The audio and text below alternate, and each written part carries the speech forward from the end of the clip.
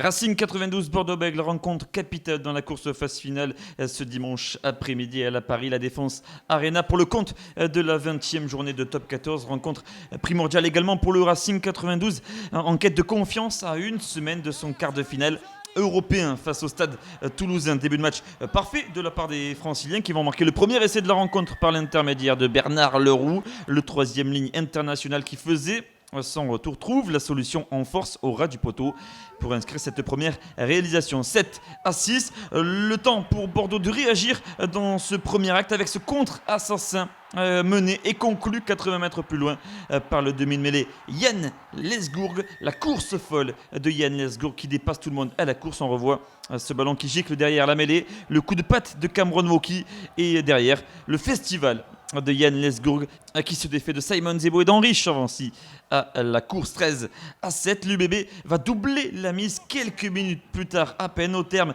de ce superbe lancement de jeu. La passe après contact de Radradra Ponans du coin. Voilà la deuxième réalisation girondine dans cette première période. Le score qui enfle après la transformation de Brock James.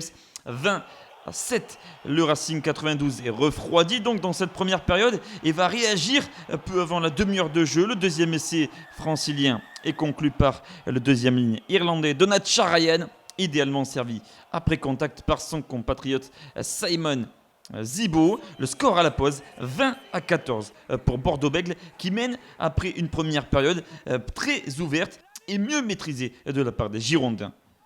De retour des vestiaires, les Franciliens sont bien décidés à renverser le cours de cette rencontre. Troisième essai inscrit par Kamicha en force. Encore une fois, la transformation de Maxime Macheneau passe entre les perches et le Racing reprend les commandes de cette rencontre. 21-20. Le calvaire va se poursuivre. Il ne fait que débuter pour Bordeaux-Bègles dans cette deuxième période. Vasil Kakovin, encore une fois, aura qui inscrit la quatrième réalisation de son équipe. On revoit la puissance du pilier gauche bien épaulé par deux de ses coéquipiers. 28-20 pour les Franciliens peu avant l'heure de jeu. Un nouvel essai qui va intervenir après trois nouveaux points de Maxime Macheneau. 31-20 puis 36-20 après ce cinquième essai signé Boris Paleux, synonyme de bonus offensif en faveur des hommes du duo Travers-Labitte.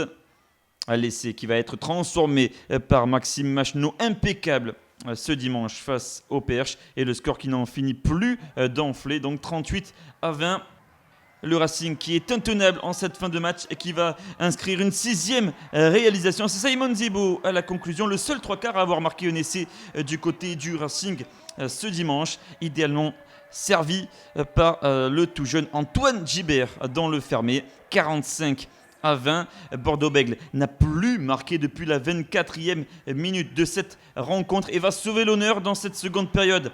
Très compliqué, c'est Semir Radradra qui est à la conclusion de ce contre et qui va inscrire la troisième réalisation de Bordeaux-Bègles. Score final 45-27 pour le Racing 92.